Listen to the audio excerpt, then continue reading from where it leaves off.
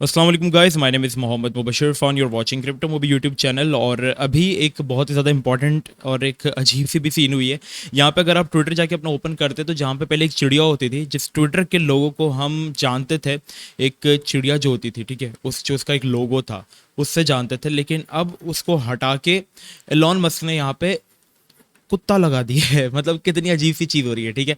यहाँ पे doge coin का जो लोगो है वो लगा दिया गया है, और जैसे ही डॉज कॉइन का जो लोगो है वो यहाँ पे अपेयर होना स्टार्ट हुआ, मैंने डिस्कॉर्ड पर न्यूज़ भी दी, फ़ौरन जैसे ही आई है 10:50 पे हुआ है, 10:50 पे आपको न्यूज़ मिली है। और यहाँ पे डॉज कॉइन ने थोड़े से ही टाइम के अंदर 30% पंप किया, और अभी भी अगर हम देखें तो 18% तक ये पंप है। तो क्या अपॉर्चुनिटी मिल सकती है इसके अंदर बाइंग की वगैरह की? अगर आपको याद होगा तो मैंने ये कहा था कि डॉज कॉइन को और ये जैसे शिप कॉइन जैसे मीम कॉइन्स के अंदर पैसे इन्वेस्ट करना मैं ठीक नहीं समझता, ठीक है।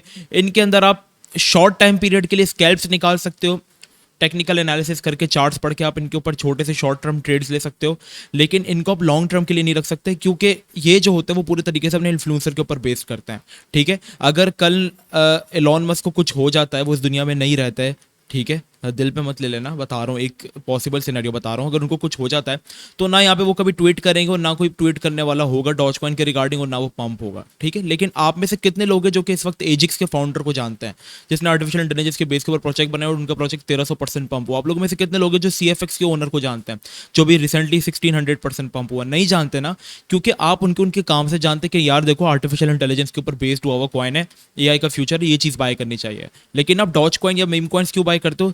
यार एलॉन मस्क ने ट्वीट किया इसलिए बाय करना चाहिए। सो ये एक तरीके से गेम्बल होता है पूरे तरीके से। लेकिन हाँ, अगर आप इसको चार्ट्स के जरिए अगर बाय करना चाहते हो तो वो फिर आपकी कैलकुलेटेड प्रिडिक्शन होगी, ठीक है, कि आपने उसको चार्ट के जरिए एनालिसिस की, फिर आपने उसको बाय किया, तो शॉर्ट टाइम फ्री पीरियड के लिए आप उसको बाय कर सकते हो।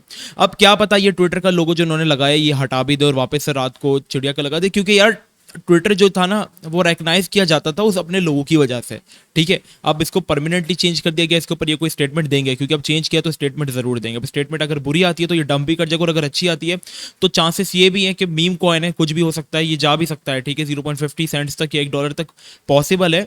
इम्पॉसिबल नहीं, क्योंकि क्रिप्टो में हर चीज़ एक्सपेक्टेड होती है, ठीक है। तो आप वो चीज़ एक्सपेक्ट करो जो कि अनएक्सपेक्टेड हो। तो अभी यहाँ पर अगर न्यूज़ ये आ जाती है कि अब जैसे देखो ना, अभी तो डॉजकॉइन का कोई यूज़ केस नहीं है, लेकिन अगर कोई यूज़ केस आ जाता है, जैसे वो कहते हैं कि अगर आप लोगों ने, जैसे यहाँ पे मैंने एक ब्लू टिक बाय किया हुआ है ना ट्विटर से, ट्विटर ब्लूज जो मैंने बाय किया हुआ है, इसके मैं मंथली पाकिस्तानी 3,000 पे पे कर रहा हूँ, ठीक है। अब अगर मुझे ये पे करना है तो अब अगर इन्होंने जैसे ऑप्शन दे दिया कि now you can pay Twitter blues using doge coin, तो आप डॉज कॉइन के जरिए पे कर सकते हो, तो ये अच्छी बात होगी। अब जैसे ट्विटर की मर्चेंडाइज को आप डॉज कॉइन के अगेंस्ट बाय कर सकते हो, इस तरीके की सारी चीज़ें जो इसके अंदर नई नई चीज़ें हैं। जैसे ट्विटर लाइव का एक सीन कह रहे हैं कि ये आएगा और आप इन्फ्लुएंसर को डॉज कॉइन दे सकते हो, तो इस तरीके की अगर चीज़ें आ जाती हैं, डॉज कॉइन के पीछे कोई यूज केस निकल कर आ जाता है, so yes you can buy some doge coin. और अगर आपने स्कैल्पिंग करनी है तो मैं आपसे रिकमेंड करूंगा कि yes you can by two, ठीक है। अब यहाँ पे इसको किस तरीके से चलना है, फर्स्ट ऑफ ऑल यहाँ पे एक ट्रेंड लाइन इसकी चलती हुई आ रही, तो डबल बॉटम का जिसने इसने ब्रेकआउट किया, ब्रेकआउट करके इसके अबव है। अब अगर आपने कोई एंट्री लेनी है शॉर्ट टर्म, अगर आप एंट्री की बात करें तो आपने इसकी करीबी रेजिस्टेंस के बारे में बात करनी है, मतलब जो एरिया इसने ब्रेक किया है यहाँ पे इसको एक बहुत ही इंपॉर्टेंट रेजिस्टेंस मिल रही थी, जो कि आपके पास एरिया बन जाता है 0.80 सेंट्स वाला एरिया, ठीक है। पूरा ये वाला जो एरिया ना 0.80 सेंट्स वाला, ये वाला एरिया इंपॉर्टेंट इसकी रेजिस्टेंस थी। और फाइनली जब रेजिस्टेंस ब्रेक होती है तो रेजिस्टेंस बिकम सपोर्ट बन जाता है हमारे पास, ओके।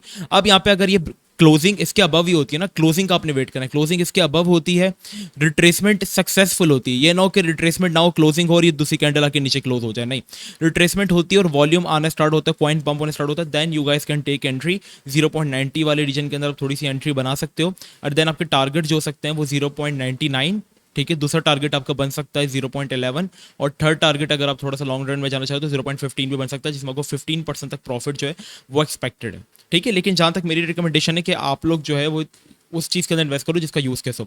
अब यहाँ पे ये तो पंप हुआ है, लेकिन इसके साथ अब एक ना रैली भी आएगी। अब जैसे आप यहाँ पे शिप कॉइन को देखोगे ना, तो शिप कॉइन भी यहाँ पे पंप हुआ है, ठीक है। शिप कॉइन के अंदर भी एक रैली आई है अभी अभी हमारे पास। अगर मैं आपको 4 आवर्स का टाइम फ्रेम ओपन करके दिखाता हूँ तो इसके ट्रेंड को शिप कॉइन ने भी फॉलो किया, सही है। अब यहाँ पे आप इलॉन कॉइन देखोगे तो उसमें भी थोड़ा सा मोमेंटम आया होगा, लेट मी चेक कि आया है या नहीं। हाँ देखो, सारे मीम कॉइन्स जितने भी उनके अंदर एक मोमेंटम आया है।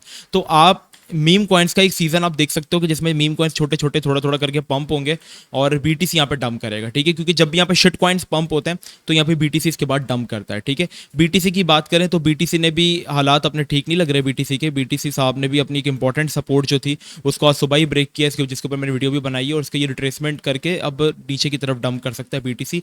चांसेस है कि हम बिटकॉइन को पॉसिबल सिनेरियो है कि 26,800 26,500 तक हम देख सकते हैं रिट्रेसमेंट लेते हुए।